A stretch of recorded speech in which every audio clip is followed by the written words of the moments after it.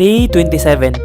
Mga idol, gusto kong i-share sa inyo kung paano nakatulong sa mga magulang ko ang pagiging varsity scholar ko sa Manila. Dahil sa sports, full scholar ako. Kaya walang binayaran na tuition fee ang parents ko na umaabot ng 80,000 pesos per sem. Tapos tri-sem pa yan Sa 6 na taon ko sa binild kasi naabutan ako ng COVID tapos tinatamad pa.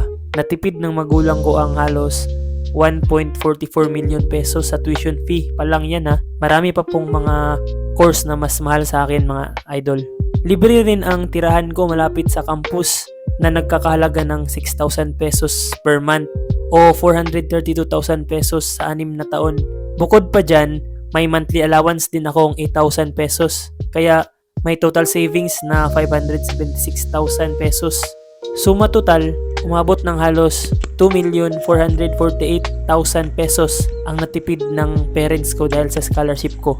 Mahalaga ang scholarship na ito dahil natupad ko ang pangarap kong makatulong sa mga magulang ko habang nagagamit ko ang talento ko tapos nakapag-graduate pa ako. Mga idol, kung may pangarap kayo, pagigihan nyo sa training. Malaking bagay ang pagsusumikap para makuha ang mga biyayang tulad ng scholarship. Basta laging tandaan, may kapalit na maganda ang bawat sakripisyo.